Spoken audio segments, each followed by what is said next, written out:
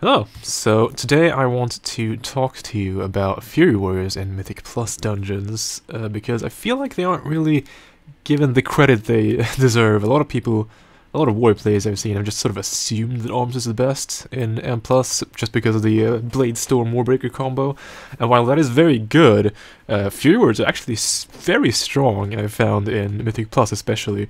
In raids, Fury has its up and downs, and usually Arms beats Fury in almost all the fights. But in Mythic Plus, I think Fury actually does shine. We have a lot of sustained AoE, really strong. We actually have pretty good burst as well, if you play it correctly. And really strong single target, so I think it's very solid. Obviously, Fury Warriors have the problem that all warriors have, where we don't have any utility, basically. We have, obviously, our buff, which is pretty much the only reason people bring us to, say, raids. And also, we have our Stormbolt, if you do want to spec into that. But you don't always want to spec into that, depends on the dungeon. But yeah, so I'm gonna get through sort of talent choices, sort of how you want to approach different situations, and sort of just cover what's good on a Fury Warrior in Mythic Plus. So let's get started. So first of all, let's go through the talents. So this is usually the setup that's best for Mythic Plus at this very moment.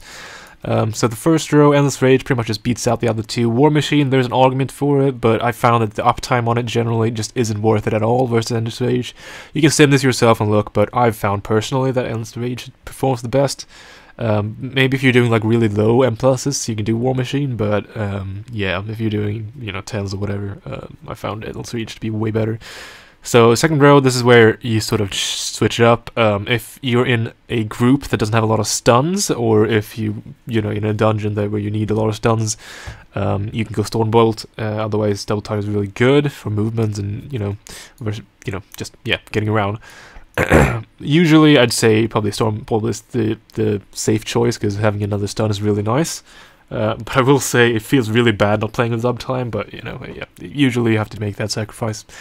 Third row, there's some options here. Fury Slash I've found to be very not great. It's like Fury Slash is like okay, single target, but just AoE fight. It's just not really worth the effort. I found Sudden Death currently just straight sim wise seems the best for me. You can probably switch around between Inner Rage and Sudden Death because I can see like different situations where Inner Rage might be better.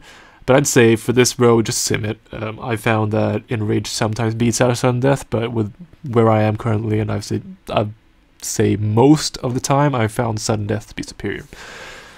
So this row here, you want to go Warpaint pretty much no matter what, unless you're doing like really low content where you're not going to be taking a lot of damage. You can go Binding Stride, but yeah, Warpaint is the go-to option. Having like 10% damage reduction just, you know, with really high uptime is actually really nice. Like it's one of the best talents for us in Mythic Plus. This row, pretty much just go Carnage. The other ones don't perform as well. And now this 90 row here, there's some contention here. Well, there's in raids and single target fights, Dragon War outperforms Blade Storm a lot. Even in like, short AoE fight or whatever, you know, it does better. But in M+, Blade Storm is actually a lot stronger just because it gives you. Because Fury Warrior, I'd say the big problem Fury has versus Arms is the lack of burst, and we can actually do a pretty good burst with Blaze Storm. And obviously, Mythic Plus, there's so much AoE going on. I've just found Blaze Storm to be like the thing to go to for damage. And for the 100 row, there's some argument to be made about Reckless Abandon. Gives you a bit more like instant burst, but Siege Rager it's just too good not to take. I think Siege Rager is really strong. People say they don't like playing the Siege Breaker because it changes your rotation or whatever, but I think it's actually kind of interesting. It gives you another thing to press, which I think is fun. So that's pretty much the talent setup. Usually you go, you know, with this setup and, you know, be happy. But yeah, there's some rows, as I mentioned, you can switch some stuff around, but yeah, usually this is what you want to run. I guess if you want to go through gear-wise, like, generally Fury, like, for gear, you just do whatever sims best. You know, usually haste is strongest, then mastery, and then strength, and whatever the rest are. But that obviously changes depending on your gear. So again, just go to raid bots and sim yourself and look at what's best for you. You can sim like AoE fights to find out, because in usually most warriors at this point in the game run Fathoms, the Dark Moon deck trinket, in this one.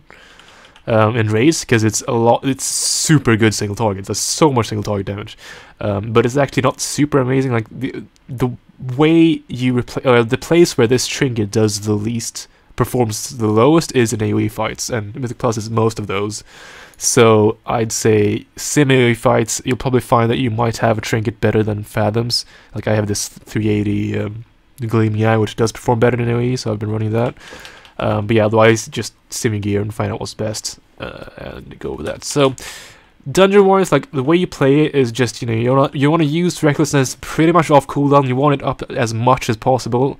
I found that the way, like the common mistake I see people make is they sort of save it for like really big packs, and then basically like if it's just like a 3 mob pack and they don't use it because they want to save it for like the 5 mob pack, that is actually a really big DPS loss usually. Usually you just want to use it off cooldown. You want as much uptime on recklessness as possible, because otherwise you're pretty much wasting it. So that's one thing to keep in mind. That's a problem I've had as well, where I just like, oh, I'll just save it. You know, I don't always use recklessness to these 2 mobs because I can then, you know, they'll die quickly enough for me to use it on the next pack, which is bigger. But then it turns out that those 2 mobs actually do take enough time for me to, you know, in the next pack I would have at some point had recklessness up. So I'd say just use it pretty much almost all the time. There are obviously cases where you don't want to use it, but like you do want to use it very often. So other than that, you know, it's just common, you know, play as normal. Do your rotations, do your, you know, weave whirlwinds and retrieve your attacks, and do your normal fury rotation. I will say one thing though, like keep in mind, there's a burst combo you can do when you want to do burst DPS that works really well, because in Fury, I think people, I mean, you can easily find Blaze-Storm being super awkward to use, because you want to ideally use Blaze-Storm when you're both enraged, right, like after a rampage, and you have Siegebreaker up, which is sort of a lot of globals, and it's sort of tough to do. But there's an easy way to do it, right? So let's say these 3 mobs is the pack you want to do it on. So what you want to do is, let's just move the mounts. You want to pop recklessness before the charge. You want to charge in Siegebreaker, Rampage, and then Blaze-Storm. And you get enough rate to do all that, and it all works out really well. So basically, I probably have some clip of this in action behind me, but here's an example of it. You recklessness, you charge, you whirlwind, that, and then, yeah, so you do this. So you have everything up, you get your damage off, and you see you can do a lot of damage. That's what you want to do whenever you have, you know, all 3 of those things up.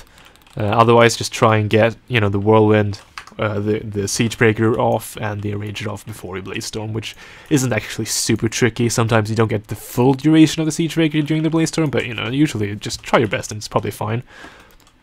And that's like the main thing I want to show you. Because a lot of people don't know about, you know, that exact series of clicks to get by. But otherwise, yeah, you just do your, you know, rotation. I'll have some clips in the background of me doing like, I don't know, some 13s or 14s or something. You know, pulling off. Usually, as a warrior, I've found myself doing the most overall damage, because Fury's strong point is it's like just constant output. Like we don't really have like a big DPS cooldown. Like yeah, recklessness is nice, but it's really short, and it's not really like huge. It's not like the Warbreaker Blaze-Storm thing that Arms has, or you know, other 2-minute big DPS cooldowns I think that's have. Really, most of your damage just comes from your normal rotation, Siegebreaking and Blaze-Storming and all that, which is pretty much up every pack, which means we do very consistent, strong damage. And we provide really strong, like, overall damage at the end of the dungeon. Because while you might not top, you know, say, a good Frost Mage in super bursty AoE, right? You'll eventually, like, every other pack you might beat him, or, like, in the overall you'll beat him, because you have a really good single target as well as your really constant AoE. So, you know, Fury Warrior is actually better than you think. Personally, I prefer it over Arms and Mythic Plus. I just like the playstyle more, and I've found my Fury spec performs higher than Arms. Like, I don't know if that's maybe just my gear not being as good for Arms, which is definitely true, or like me maybe being slightly more proficient at playing Fury, but I found personally that Fury has done a lot better for me than Arms in Mythic Plus, and it's sort of, I don't know, it's more fun. Because, I mean, Arms has a really good burst, but, like, between the burst windows, you don't really do much. Like, yeah, you can sweep strikes, but then you're pretty much just, you know, more striking a single target, and you're not doing a lot. So, yeah. That's pretty much all I wanted to cover. It's a short video, but just some quick tips for Fury Warrior in Mythic Plus in 8.0. So that's it. I might do more videos on Warrior. I do like playing it. And yeah, thanks for watching. I'll probably see you in a bit.